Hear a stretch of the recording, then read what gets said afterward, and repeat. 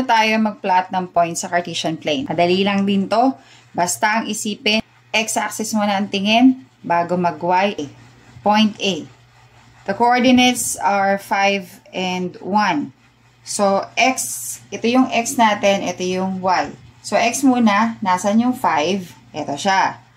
Tapos, si y coordinate is 1. Ito siya. So, ngayon, parang magmi-meet kayo sa kanto. Saan sila magmi-meet? Doon.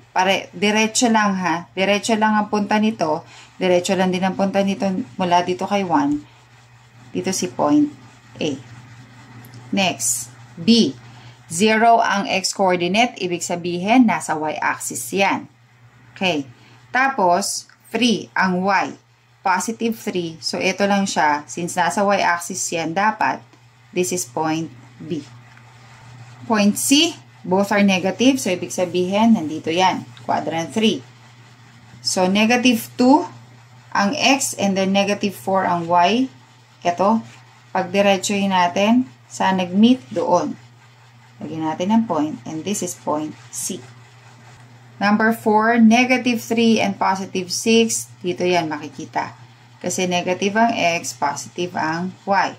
Okay, negative 3. And then, positive 6, diretsuhin natin. And dito sila nag-meet. Point D. For last number, 7 and negative 7, quadrant 4 yan. So, positive 7 is here, and then negative 7, and then diretso. So, eto siya. This is point. Wala pala ako nilagay. Okay, I'm sorry. Okay, point E.